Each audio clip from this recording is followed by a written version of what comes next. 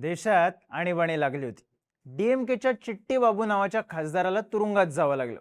त्यावेळी तुरुंगात तमिळनाडूमधल्या एका तरुण नेत्याला सुद्धा आणलं गेलं. पोलीस या तरुण नेत्याला बेदम मारत होते. चिट्टी बाबूंना दया आली. त्या तरुणाला वाचवण्यासाठी मध्ये पडले. पोलिसांनी त्यांनाही मारलं. इतकं की खासदार असलेल्या चिट्टी बाबू यांचा मृत्यू झाला. पण त्या मार खाणाऱ्या तरुणाने रक्त येईपर्यंत मार खाऊनही सुटकेची मागणी केली नाही. त्याने वर्षभर पोलिसांचा मार खाल्ला.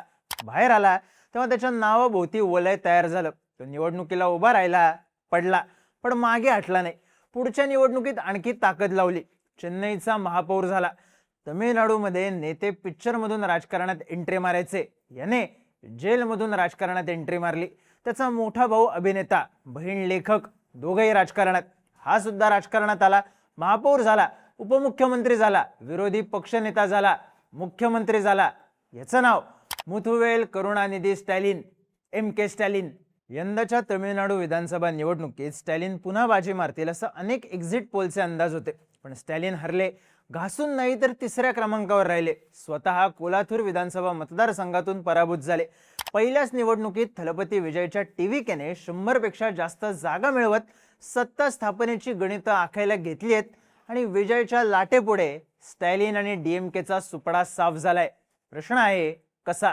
सगळ्यांचेच अंदाज चुकवत स्टॅलिन कसे काय हरले, पाहूयात या व्हिडिओमधून. नमस्कार, मी चिन्मय आणि तुम्ही पाहताय बोलभिडू. करुणानिधींचा मुलगा, सगळं घर राजकारणात. वडील मुख्यमंत्री, द्रविड मुनेत्र कळगमचे अध्यक्ष. हा नेत्यांचे वाढदिवस साजरे करत करत राजकारणात आला. आणीबाणीमध्ये पोलिसांचा मार खाल्ल्यावर तरुणांमध्ये त्याची लोकप्रियता वाढली आणि त्यानंतर तो एक एक पायरी चढत राजकारणात स्थिर झाला. जयललिता यांच्या मृत्यूनंतर एकच चर्चा सुरू झाली, ती म्हणजे स्टॅलिन तमिळनाडूच्या राजकारणातला शेवटचा सुपरस्टार आहे. 2021 साली डीएमकेने तमिळनाडूमध्ये सत्ता मिळवली. तेव्हा पक्षाने 133 जागा जिंकल्या होत्या. फ्रीबीजची मातृभूमी असलेल्या तमिळनाडूमध्ये स्टॅलिनने अनेक योजना राबवल्या.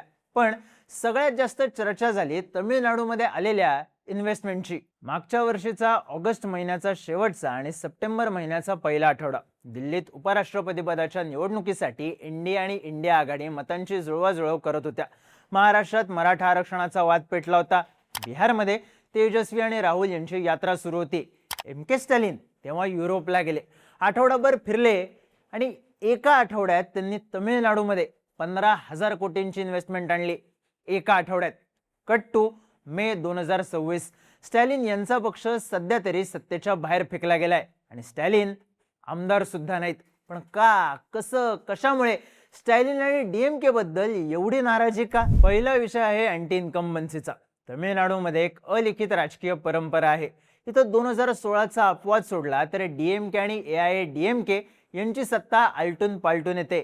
त्यामुळे इथे अँटी इन्कम्बन्सी फक्त एका टर्म पुरतीच असते. पण यावेळी डीएमकेला हा फटका वेगवेगळ्या कारणांमुळे सहन करावा लागला.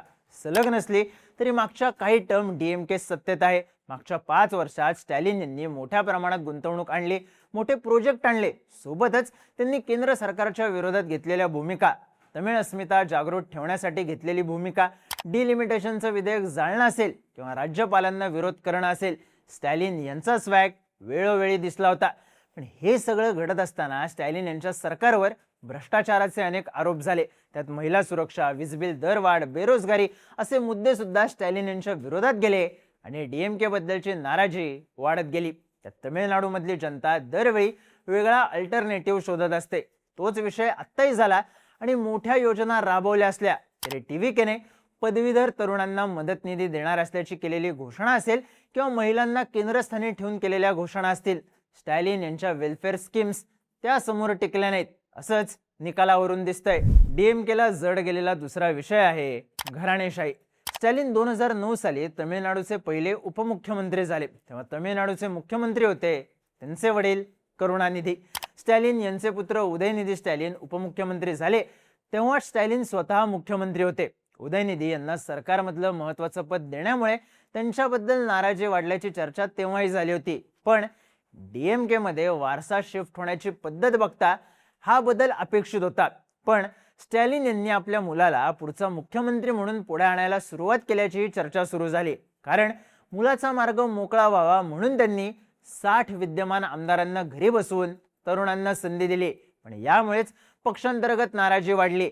घराणेशाहीमुळे वाढलेली ही नाराजी मतदारांमध्ये पसरली आणि हीच नाराजी स्टॅलिन यांचा गेम करून गेली. डीएमकेला जड गेलेला तिसरा विषय तिरंगी लढत.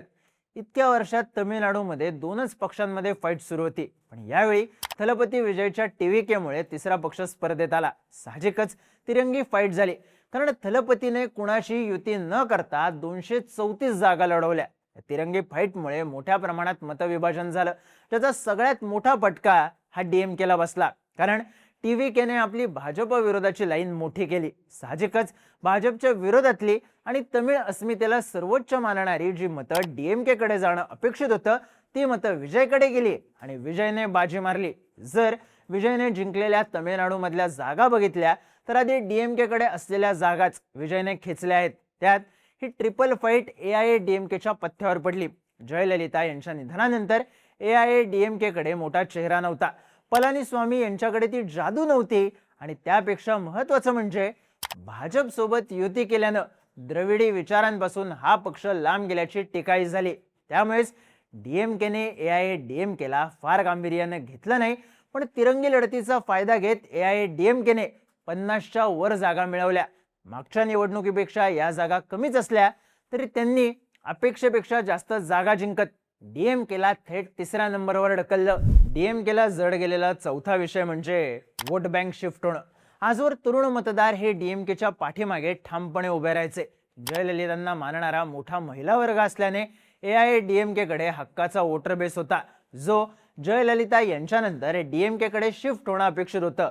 तर अल्पसंख्याक मतांमध्ये डीएमकेची कायम सरशी होत होती. पण यावेळी डीएमकेची वोट बँक टीव्हीके कडे शिफ्ट झाली. तमिळनाडूमधल्या तरुण मतदारांनी यावेळी बदल हवा या मुद्द्यावरून मतदान केल्याचं सांगण्यात आलं आणि बदल हवा असल्यानं त्यांनी पर्याय निवडला नव्याने मैदानात उतरलेल्या टीव्हीकेचा. त्यात थलपती विजयने पदवीधरांना आर्थिक मदत करण्याची केलेली घोषणा आणखी फायद्याची ठरली. दुसऱ्या बाजूला महिलांसाठी आणलेली आर्थिक मदतीची योजना, नववधूंना सोनं देण्याची घोषणा, या सगळ्यातून विजयने महिला मतदार आपल्या पक्षाकडे वळवल्या. तर अल्पसंख्याक मतांमधली ख्रिश्चन मतं, विजय स्वतः ख्रिश्चन असल्यानं तर डॉक्टर बाबासाहेब आंबेडकर यांच्या विचारांवर चालणारा पक्ष असा प्रचार टीव्हीके करत असल्यानं दलित मतं सुद्धा टीव्हीके कडेच फिरली. डीएमकेला आपली वोट बँक राखता आली नाही आणि निवडणूक हातातून निसटली. डीएमकेच्या पराभवाच्या प्रत्येक कारणात एक गोष्ट कॉमन आहे, थलपती विजय. पहिलीच निवडणूक लढवणाऱ्या विजयने आपल्या तमिळगा व्यतिरिक्त कळघमला प्रचंड यश मिळवून दिलं. त्याने सगळे आखणी आपल्या लोकप्रियतेला केंद्रस्थानी ठेवून केली. त्याने सभा घेतल्या फक्त 10. त्याने रोड शो सुद्धा मर्यादित केले. त्याने मुलाखती दिल्या नाहीत. पण त्याचं प्लॅनिंग इतकं भक्कम होतं की या लोकप्रियतेच्या जोरावरच त्याने आपली लाट तयार केली आणि याच लाटेपुढे स्टॅलिन यांचा सुपडा साफ झाला. 1989 नंतर पहिल्यांदा एम.के. स्टॅलिन आमदार नसतील, सत्ता हातात असेल विजयच्या. पहिल्याच प्रयत्नात विजय फक्त जिंकला नाही तर त्याने लाट आणली, विजयाची लाट. प्रचारावेळी एका भाषणात स्टॅलिन भाजपला उद्देशून म्हणाले होते, तमिळनाडूत भगवा कधीच नसेल, इथं फक्त लाल आणि काळा रंग असेल. थलपती विजयने ही गोष्ट खरी ठरवली, पण त्याने राज्यात दोनच रंग ठेवले, लाल आणि पिवळा. टीव्हीकेच्या झेंड्यातले रंग, टीव्हीकेच्या विजयाचे रंग.